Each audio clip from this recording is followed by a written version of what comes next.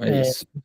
Bom dia, pessoal. A gente vai dar início a mais uma sessão do Friday Mix Club. Hoje o Dr. Dailton vai apresentar o time 2B e o Surmount 5, né?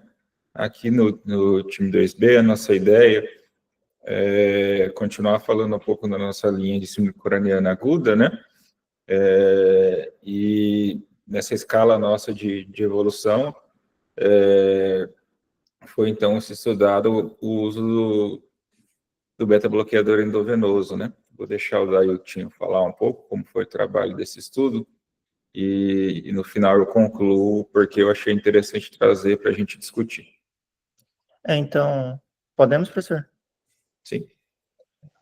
Bom dia a todos, né?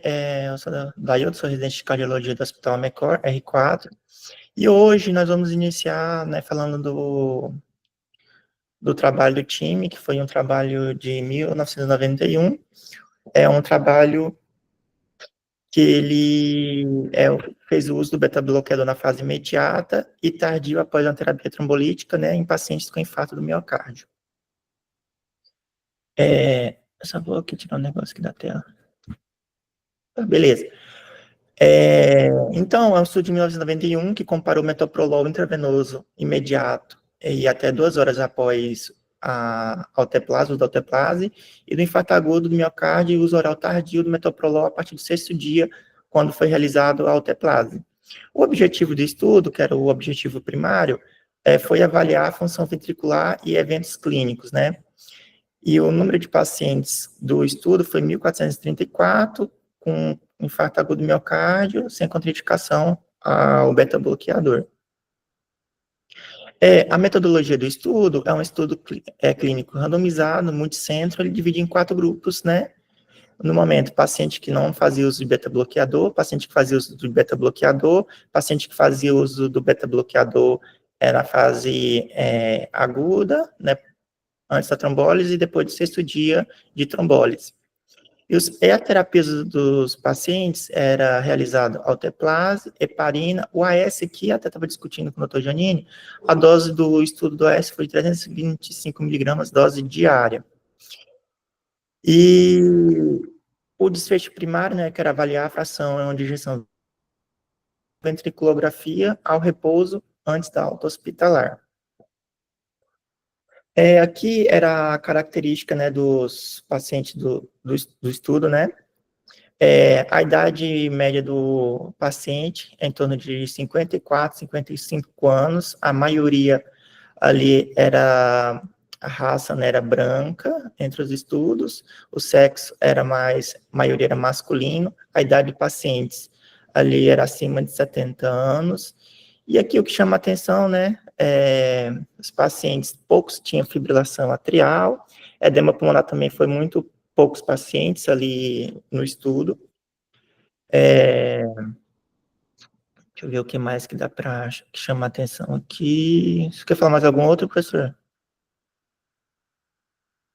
Não, pode seguir. E assim, o que chama atenção também é os critérios de exclusão dos pacientes, tá? Os pacientes que não entravam no estudo era o histórico de acidente vascular encefálico, tanto isquêmico, né, ou já o hemorrágico, a gente já sabia que não entrava. A pressão arterial também dos pacientes, quem tinha PA acima de 180 também não entrava no estudo, e a diastólica acima de 110. Distúrbio hemorrágico menos que 2 semanas, e um paciente que tinha uma parada cardiorrespiratória recente, e pacientes que tinham distúrbio de condução do ramo direito ou do ramo esquerdo, também não entrava no estudo. E aqui o grupo das intervenções, né? Nós temos o metoprolol, ele foi feito na fase imediata, foi feito 5 miligramas, sendo realizado 3 vezes, chegando a dose de 15 miligramas EV, mais a VO de 100 até dose tolerável, mas esperava-se até 100 miligramas de 12 em 12 horas. E na fase tardia, iniciado o metoprolol, né, a partir do 6º dia do infarto. Ambos os grupos, né, continuaram o metoprolol VO se tolerado. E isso também é monitorização rigorosa dos sinais vitais dos pacientes. Aqui os resultados primários, o que, né, que buscava era melhor da fração de ejeção, né? a fração de digestão não houve diferença no estudo, então, assim, não teve um desfecho duro, né, em relação à fração de digestão. E a fração de digestão do paciente que iniciaram o metoprolol na fase imediata, na fase tardia, não houve diferença entre os grupos. Assim, continuando, né, o estudo, quando se iniciou o metoprolol na fase imediata, já durante as primeiras 24 horas, desculpa, só vou botar o silencioso. O que já houve uma diminuição da dor ou ausência da dor, já com P significativo, que eu vou mostrar a tabela posteriormente, e uma diminuição da pressão arterial ou sinal de perfusão diminuída, né, que é coronariana. Aí aqui, nós temos, né, o que melhorou, né, que foi com P significativo, já na fase de 24 horas do uso do metoprolol. Nós podemos ver que no uso imediato do beta-block, o número de pacientes, né, que foi 707, e os que não fizeram uso do beta-bloqueador também foi bem próximo disso. E avaliou que os pacientes que fizeram uso do beta-bloqueador na fase inicial, teve uma melhora da dor ou ausência da dor com P significativo de 0,09. E também diminuição da PA, sinal de perfusão diminuída, né, que eu falei anteriormente aqui, ó, com também um P significativo de 0,05, tá? Então, ele já mostrou já benefício no uso do beta-bloqueador na fase inicial do uso da trombólise.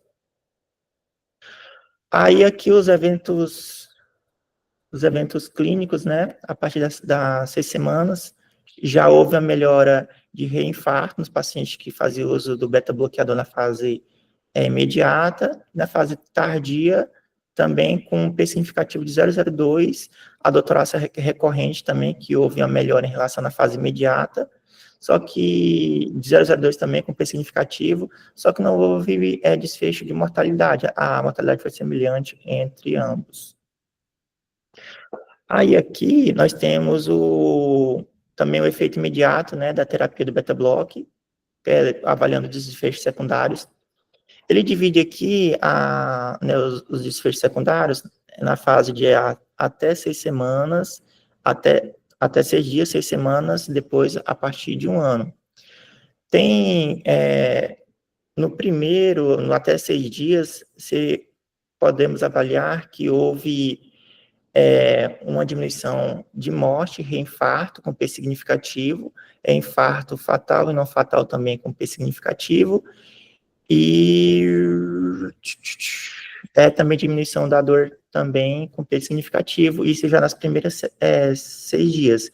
Nas primeiras semanas também, das 6 semanas após o início do beta-block, houve também a diminuição do infarto não fatal e o infarto fatal também com um P significativo, tá? Aí a partir de 6 semanas, sem diferenças de mortalidade ou reinfarto, né? O benefício precoce ele não se mantém a longo prazo, né, nesse estudo, e a isquemia severa foi semelhante também entre os grupos, né, a partir de 6 semanas a 1 ano. Risco, tá.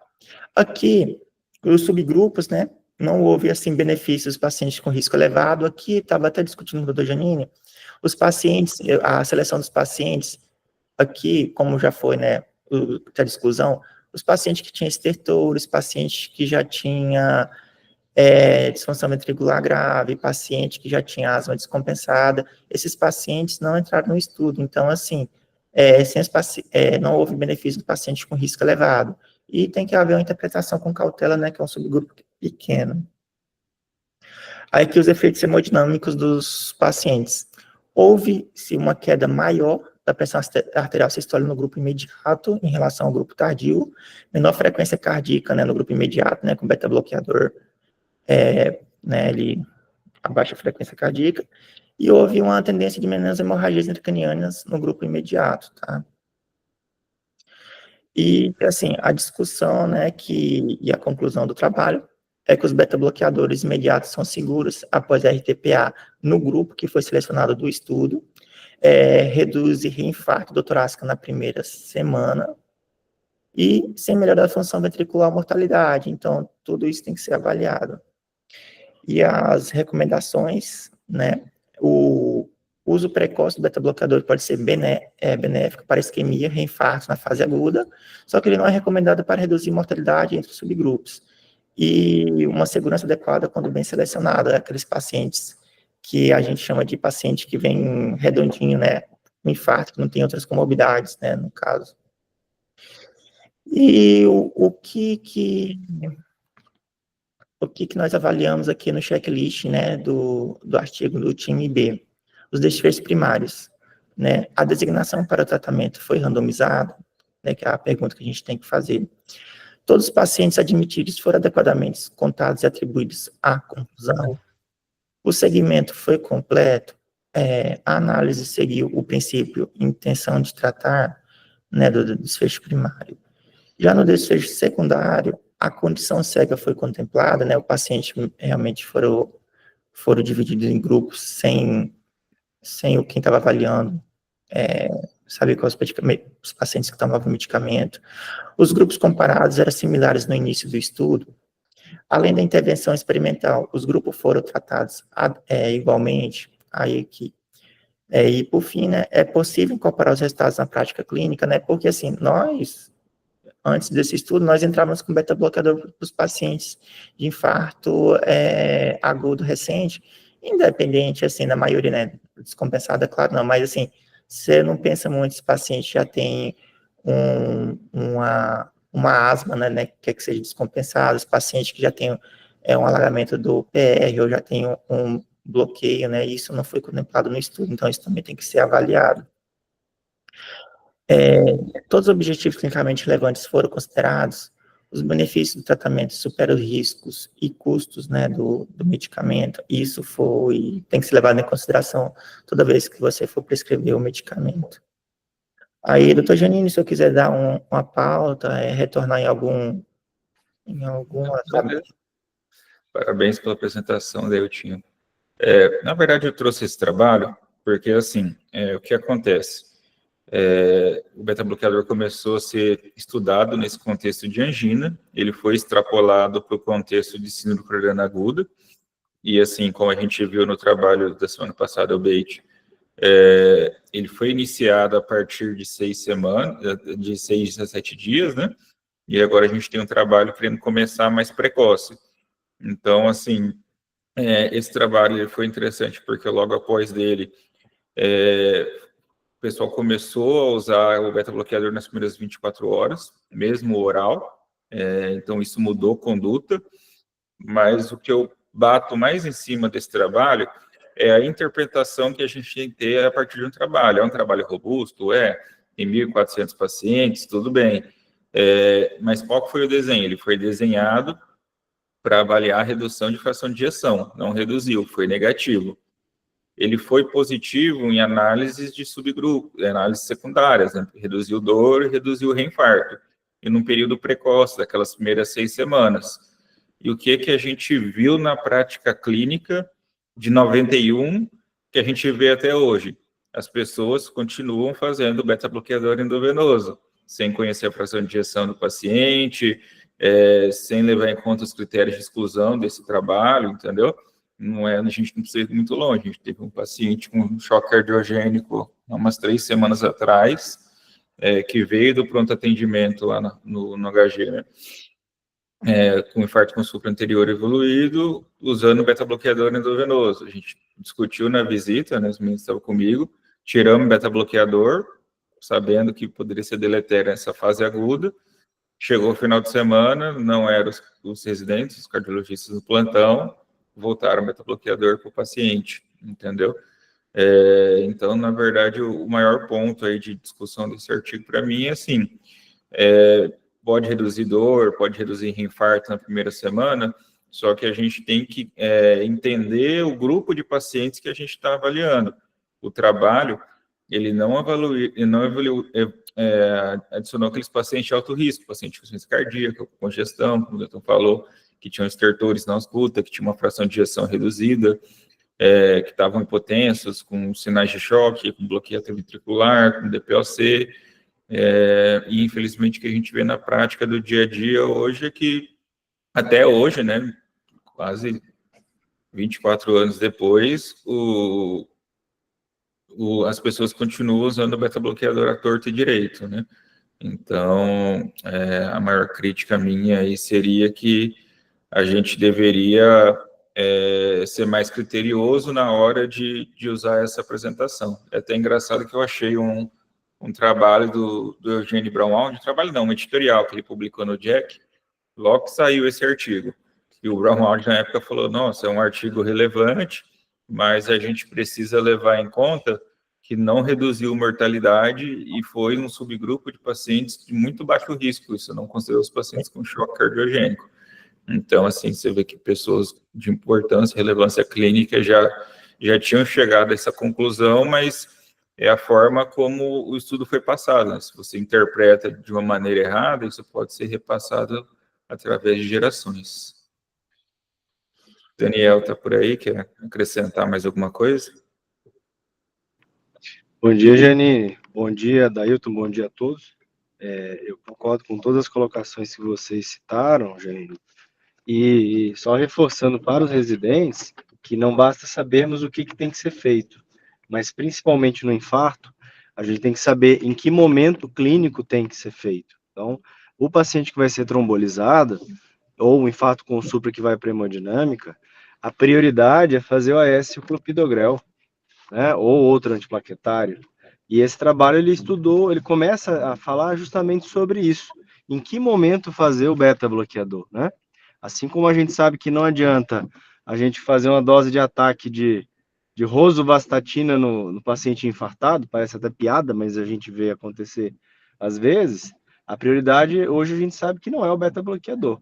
Mas esse trabalho realmente é pioneiro justamente por isso, e a gente acho que deve falar sobre o COMIT futuramente, que foi um outro trabalho que falou sobre o tema especificamente, mostrando mais choque cardiogênico quando usado beta-bloqueador via oral, né? Então, acho que fica esse comentário que o Janine chamou a atenção, é saber não só o que fazer, mas como fazer, a via, se é EV, se é via oral, isso muda muito, a gente vê muito isso na faculdade, os alunos não sabem dizer.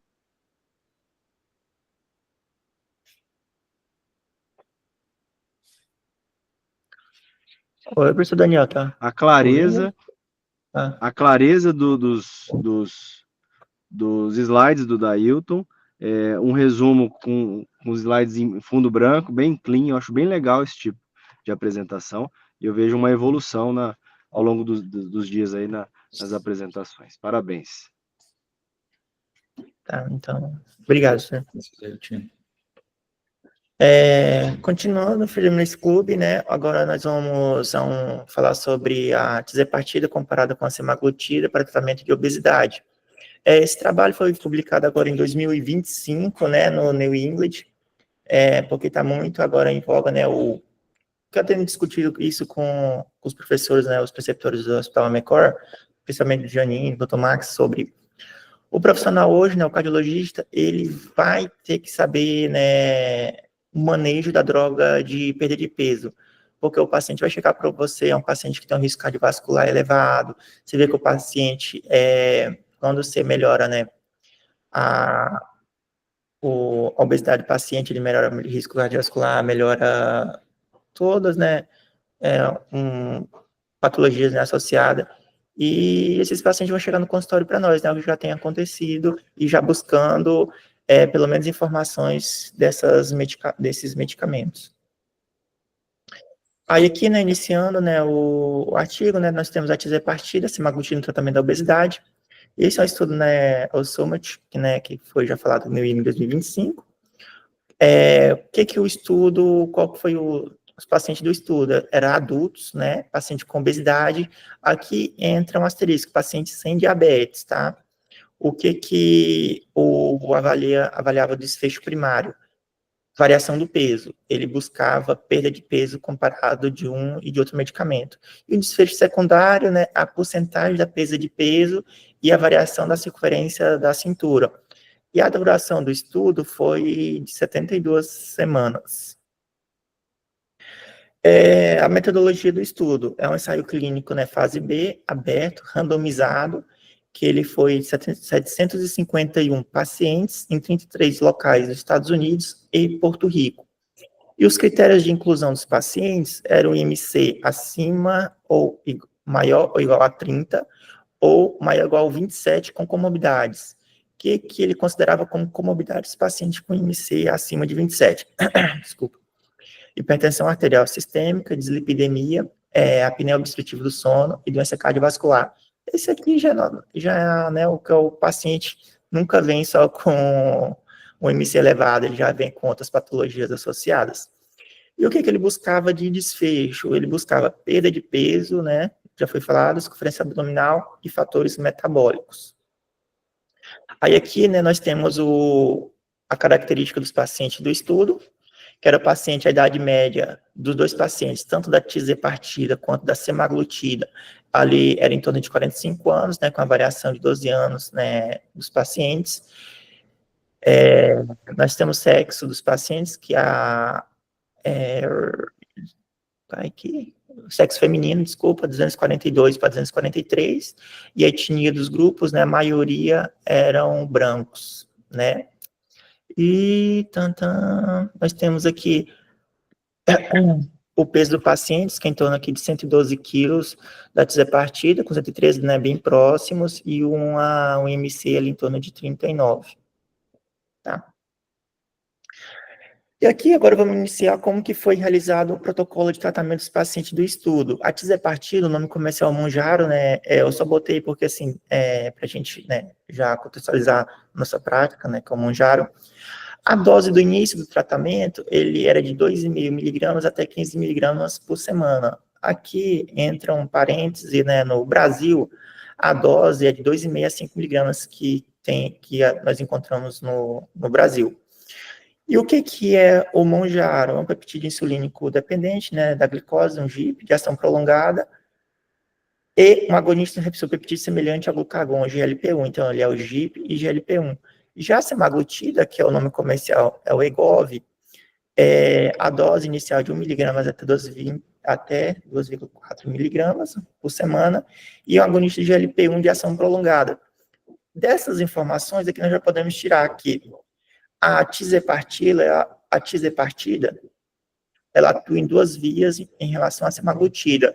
Então, assim, como ele já atua em mais de uma via, você espera que, né, que a perda de peso seja superior. E como que o medicamento foi ajustado? Conforme a tolerância, e todos também receberam um aconselhamento nutricional. Aí aqui eu trouxe as tabelas, né, em relação à redução de peso. Nós temos que a redução de peso da tisapartida foi superior à semaglutida, tá? Com a diferença de 6,5%, a tisapartida com a perda de peso em torno de 22 quilos e a semaglutida com a perda de peso de 15 quilos. E na redução do peso corporal, sempre a tisapartida foi superior à semaglutida, tá? E também na mudança da circunferência da cintura, a tisapartida foi superior à semaglutida, tá? Aí aqui, em relação, né, à perda de peso, nós vemos que a tisapartida, aqui é um gráfico, né, então, na parte vertical e horizontal, a parte da vertical é a perda de peso, e na horizontal, que é o tempo de semanas de randomização. Na primeira tabela, nós podemos avaliar que também a tisapartida foi superior na perda de peso, e você vê que na 36ª semana, a curva já começa a se abrir, mostrando que mesmo com o passar do tempo, a tisapartida foi sempre superior à perda de peso da semaglutida. Isso também foi visto também na diminuição da circunferência abdominal, tanto na fase inicial como depois da 36ª semana.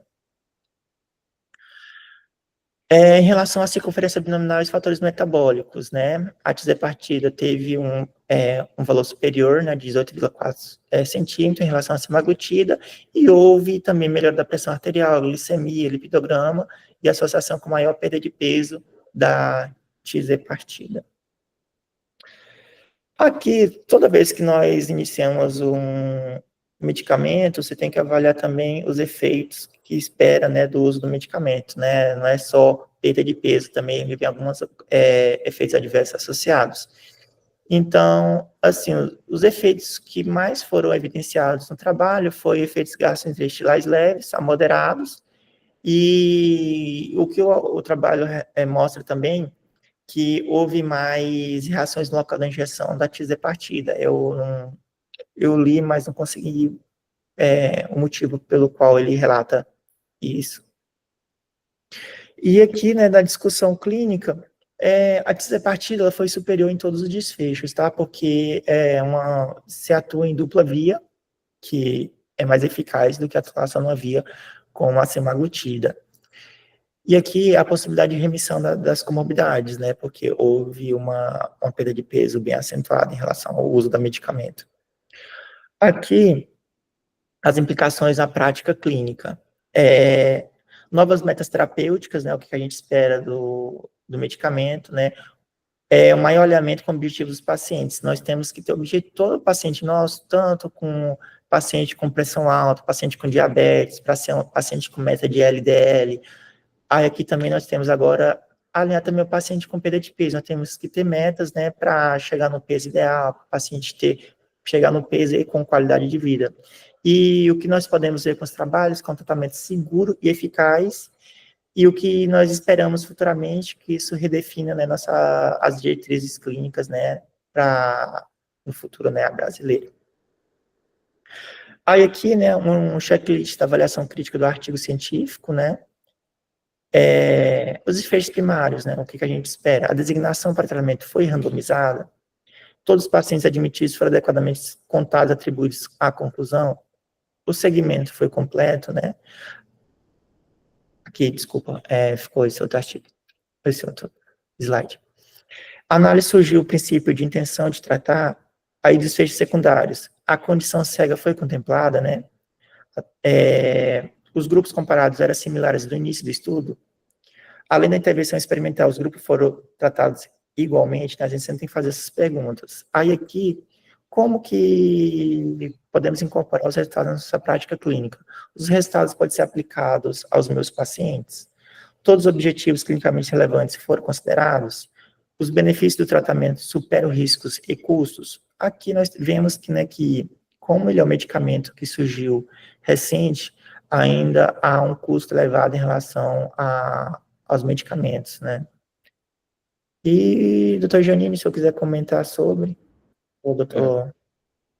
Sobre o trabalho, como você falou, né, a gente discute aqui às vezes no consultório, é bem frequente quando a gente faz consultório aqui no serviço privado, pessoas que vêm usando, na verdade, o que eu recebia de paciente usando tirzepatida, sem mesmo a droga estar disponível no Brasil, já era algo relevante, mas os pacientes perguntam, né, como é que funciona, ainda mais agora que passou a responsabilidade médica, né, então se eu poderia prescrever, se a gente acompanha, e infelizmente a gente não tem tantos profissionais da endócrina para estar acompanhando. Eu até pedi para a Priscila tentar participar da aula, mas ela tinha uma tutoria para fazer, mas acho que a gente como cardiologista vai acabar incorporando isso, como incorporou os agonistas de LT2, então é interessante a gente compreender e começar a usar, entendeu? Não sei se todos vocês já tiveram oportunidade de ver as canetas, né? Enquanto a semaglutida, principalmente no Ozempic, que a gente consegue titular a dose, né? Uma canetinha que você vai rodando e contando cliques. Ela vai ter uma apresentação aí de 0,25, 0,5 e 1 miligramas. O Wegovy, que é uma outra marca, que também é semaglutida, além de 0,25, ela vai ter 0,5, 1 miligramas, 1,7 e 2,4. Né? O que a gente sabe dos trabalhos da semaglutida é quanto maior a dose, maior a perda de peso. Só que a gente já tem vários trabalhos com semaglutida mostrando redução de desfecho cardiovascular, independente da dose utilizada, né? E independente da perda de peso. A gente já vai discutir algum dia do STEP-HFpEF, né? Que avaliou os pacientes mesmo sem diabetes, com obesidade e insuficiência cardíaca de fração de ejeção preservada, e a gente teve uma nova medicação aí com redução de desfecho duro. E a tirzepatida é uma molécula nova, como o Dailton falou, um agonista duplo, né?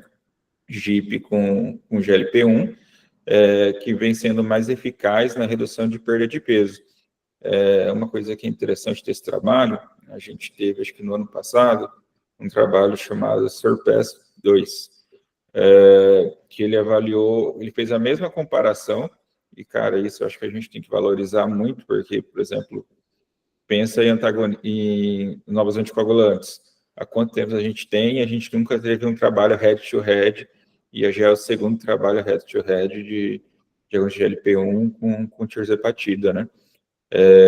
Mas nesse SURPASS-2, a tirzepatida também foi superior à semaglutida na perda de peso e na redução de glicada em pacientes com diabetes, mas o que me chamou a atenção é que, enquanto no SURPASS-2 a gente teve uma perda ponderal aí de 11% a 12%, do SURMOUNT, esse trabalho que o Dailton apresentou hoje, essa perda chegou a 22%.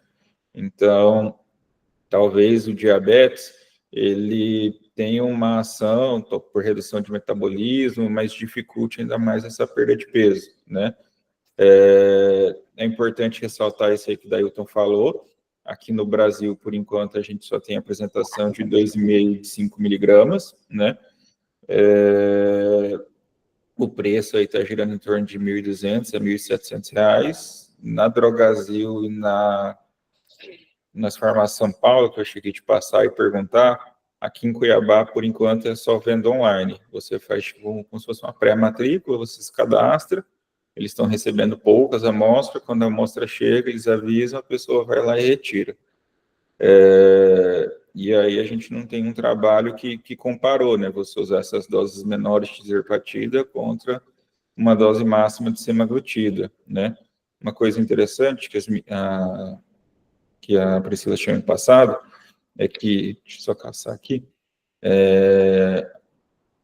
eles colocam uma análise em relação eles falam bom respondedor e pouco respondedor, achei. Então, na tirzepatida, você consegue predizer se esse paciente vai perder peso nas primeiras 8 semanas de tratamento, né? Eles consideram um tratamento completo de 72 semanas, mas a gente faz escalonamento de dose. Começa com 2,5 por 4 semanas, passa para 5, 4 semanas, depois 10, 4 semanas, e 15, depois o resto do tratamento. Então, nesses primeiros 2 meses, nessas primeiras 8 semanas, você já consegue dizer o quanto de peso esse paciente vai perder. Se ele for um bom respondedor, ou seja, nesses primeiros 2 meses, ele perder mais de 5% do peso, você pode manter essa dose de 5 miligramas, você nem precisa chegar na dose máxima, que provavelmente esse paciente vai ter uma perda média de 18% ao final das 72 semanas.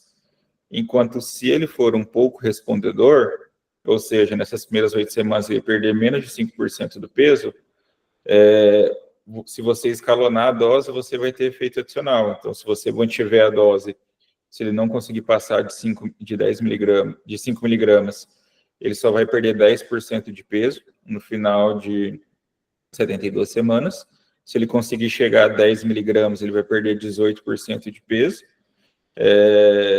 E se ele chegar na dose máxima de 15 miligramas, ele consegue a perda de peso de 21%, que seria a mesma dos bons respondedores e até do agonista de GLP-1.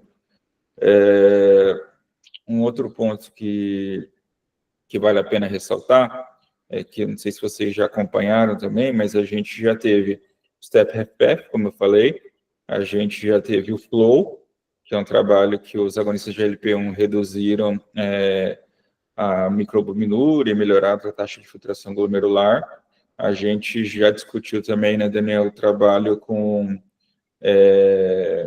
da OP, onde a agonista GLP-1, independente da perda de peso, melhorou o desfecho da OP. Tinha mais de 30 anos que a gente não tinha uma medicação que reduzia algo no contexto de da OP. A gente tem trabalho com a apneia do sono, mas aí, se eu não me engano, já saiu trabalho com a tirzepatida também reduzindo desfecho de apneia do sono. Então, assim, é uma molécula aparentemente muito melhor para perda de peso, mas a gente ainda está na fase de aguardar os trabalhos para redução de desfecho duro. Por enquanto, em relação à semaglutida, que já teve todos esses benefícios aprovados, a tirzepatida só reduz peso e talvez mais glicado, tá? Sem redução de mortalidade, desfecho cardiovascular, internação, da OP, taxa de filtração, microalbuminúria, né? Então, são pontos para a gente pensar na hora de prescrever a medicação, nesse contexto. Tem essa questão de aumento de efeito de reação local também, que o Dailton colocou, e eles também não sabem dizer ainda por quê, mas foi significativo. Talvez pela molécula ser mais densa, talvez pela caneta ser uma forma de aplicação diferente. Acho que não falei, só falei da semaglutida, que é de clique, né? Que você gira. A tirzepatida é uma dose única, tipo uma enoxaparina, né? Você só coloca a caneta ali e aplica. E a gente também não tem ainda um protocolo de escalonamento dessas terapias, por exemplo. Será que o Essa é a ideal... minha dúvida. Até quando você vai usar, né, o medicamento?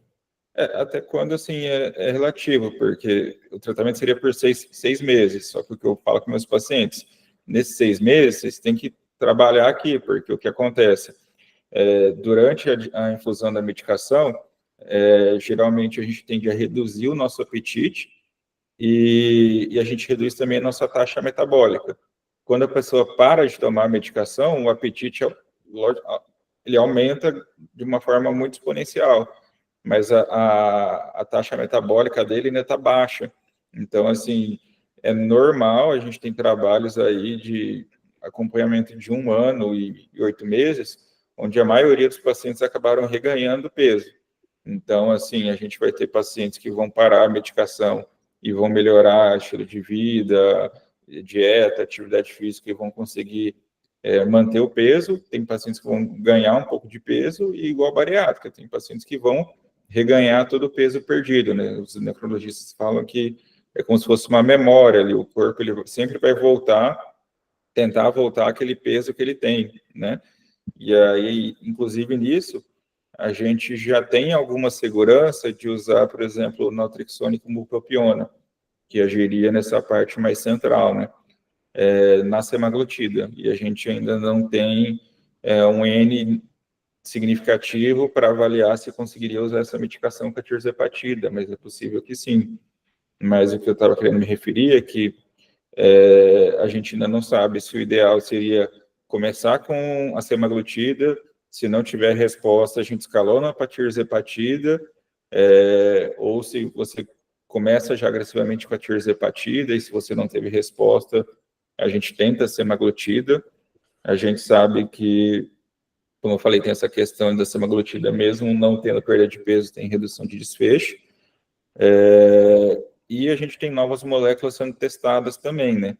A gente tem aquela rotatotida, alguma coisa assim, que ela vai ser um agonista GLP-1 com glucagon, e vai ter aquela Codzilla, que vai ser um agonista triplo.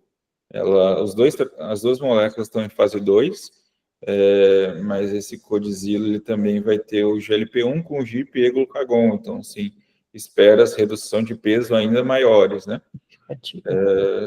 Mas, basicamente, em relação ao trabalho é isso. Acho que vocês têm que tentar se informar mais, ler mais, começar a prescrever. Então, assim, eu também tenho dificuldade, eu pergunto geralmente para a Priscila, tiro a dúvida, e é uma coisa que a gente vai aprendendo, né? Como eu falei para vocês, na minha residência eu também não tinha angiotomo de coronária, não tinha ressonância, e é algo com a minha vida a gente vai aprendendo a usar, a pedir e a interpretar os resultados. Daniel, tem alguma coisa a acrescentar? Janine, complementando o que você disse, eu participei de uma aula com a doutora Denise, endócrino, e a equipe pessoal da endócrino, né? E eu fiz essa pergunta: quando parar a semaglutida? E eu fiquei assustado com a resposta. A resposta é nunca. A resposta que eu ouvi da endócrina é que é uma medicação que será para uso contínuo. E eu lembro que a época isso faz acho que um ano, da apresentação, a semaglutida estava tinha vários braços investigando não só a doença cardiovascular, mas já tinha a investigação de amputação, como você citou, reduziu a amputação, isso foi publicado agora, mas também algumas publicações estão em andamento, falando já com redução de osteoartrose de joelho, redução de síndrome demencial, e também falando da proteção cardiovascular. Então, a impressão que eu tenho, e assim, eu não faço consultório, eu não prescrevo essas medicações, e é fora do meu escopo, mas a impressão que eu tenho ouvido e tenho lido bastante a respeito, é que a gente hoje tem duas medicações para esse tratamento da obesidade e diabetes, enfim. E tem a tizepatida, sem grandes evidências de benefícios cardiovasculares publicados ainda, né? Então, o que eu penso, talvez eu esteja errado, você me corrija, mas se eu tenho um paciente com obesidade, sem comorbidades cardiovasculares, talvez a tizepatida seja legal, o paciente para perder mais peso. Se é um paciente mais frágil, com comorbidades, coronariopata, doença arterial periférica, aí eu acho que até o momento, eu digo hoje, porque amanhã pode ser publicado outra coisa, né? O trabalho, talvez aí a semaglutida a gente tenha mais evidência clínica, tanto de benefício quanto, não sei se segurança, mas benefício com certeza. Então, são esses dois grupos de pacientes que na minha cabeça é o que está vindo agora, mas não sei se isso pode mudar, e deve mudar, né? E só uma pontuação histórica, eu já falei isso acho que para alguns, eu era interno quando a gente começou a usar o omeprazol, e foi uma mudança de paradigma absurda, porque antigamente a gente via muito pós-operatório de vagotonia, uma vagotomia, a gente fazia cirurgia do vago para tratar a úlcera péptica. Isso acabou com o uso dos inibidores de bomba de próton. Eu era interno, 20, 30, sei lá, 20 e poucos anos atrás. E a gente está presenciando agora, eu não digo o fim da cirurgia bariátrica, mas com certeza muitos pacientes sairão da fila de cirurgia de bariátrica por conta de uma classes de medicações estudadas que não deve parar por aí. Com certeza a pesquisa vai sempre avançar nesse sentido e cada dia teremos novas drogas, né? E o impacto é tão importante, até mandei para o Dailton isso ontem à noite, que o CEO do Ozempic foi demitido porque a empresa dinamarquesa perdeu 350 bilhões de dólares de valor na bolsa, depois que saíram esses trabalhos da tirzepatide mostrando maior perda de peso. Então a guerra tá aí, guerra comercial, a guerra, entre aspas, guerra científica, e eu acho que quem tem a ganhar isso são os nossos pacientes, eu acho que isso é muito bom. Parabéns aí pela discussão e desculpa o comentário mais longo. Não, foi bom. E tem toda essa questão, com certeza, de barateamento de custo, né? Uma medicação nova. Então, a gente fala, quando surgiram as estatinas, há 30, 40 anos atrás, uma atorvastatina custava uma fortuna, 400, 500 reais na época, entendeu? E hoje em dia você acha estatina aí por 30, 40 reais, né? Então, é lógico que hoje, para reduzir a fila de bariátrica, é muito difícil, é uma medicação de pouco acesso, principalmente do paciente do SUS, mas a tendência é que cada mês barateando e a gente consiga um tratamento mais eficaz, né? O Matheus perguntou aqui no chat se ainda existe espaço para o beta-bloqueador endovenoso no contexto de infarto. Eu acho que sim, só que é como o Dailton colocou, né? São uma população muito selecionada. Então, assim, se você está diante de um infarto agudo, o paciente continua com dor, está com a frequência cardíaca mais alta, mas tem que estar no QLIP1 aí, tem que ser um paciente que está mais estável, né? Ele não pode ter sinais ou sintomas de C, que isso aí, como o Daniel comentou, eu acho que no mês que vem a Giovana, se não me engano, que vai apresentar o COMIT, que foi um trabalho que mostrou que o beta-bloqueador endovenoso, nessas primeiras 24 horas, você vai ter um pior desfecho, você vai ter mais choque cardiogênico e mais morte. Então, assim, dá para usar, principalmente se o paciente estiver sintomático, anginando, com uma frequência cardíaca mais alta, mas teria que lembrar das contraindicações, e aí um CLIP mais alto, sinais de C, seria uma contraindicação neste contexto, Matheus. Alguém tem mais alguma pergunta? Daniel, quer complementar? Eu acho que o beta-bloqueador é isso. Não é uma medicação que me deixa feliz em ser feita na fase aguda, viu, Janine? Me incomoda muito. Se é um infarto de parede inferior, é uma contraindicação relativa que pode fazer bradicardia, hipotensão pelo reflexo vagal, Base-Ogier, não é legal. Se é um infarto de parede anterior, pode comprometer uma grande área de miocárdio e maior risco de choque cardiogênico. E se eu vou fazer o beta-bloqueador porque ele está hipertenso, deve ser por dor. Se eu for fazer um beta-bloqueador porque ele está taquicárdico, lembrar que a taquicardia em vigência de síndrome coronariana aguda é um dos preditores de choque cardiogênico. Então, assim, cara, na fase aguda, fazer beta-bloqueador, principalmente endovenoso, não sei, eu não, assim, não me atrai, não. Eu acho que é um risco-benefício que não vale a pena correr.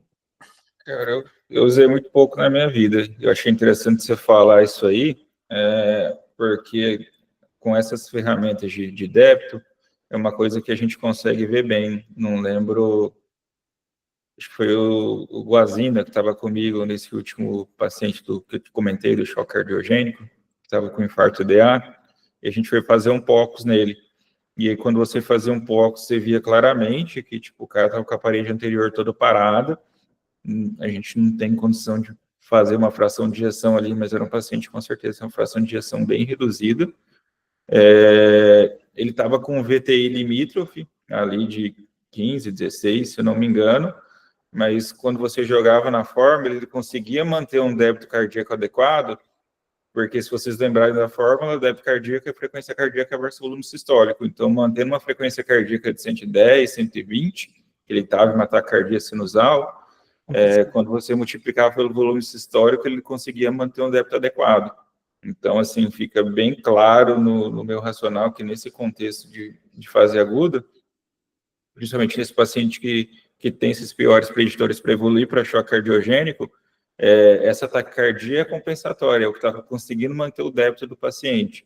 E aí, na hora que você reduz abruptamente essa frequência cardíaca, o paciente perde débito e choca mais rápido.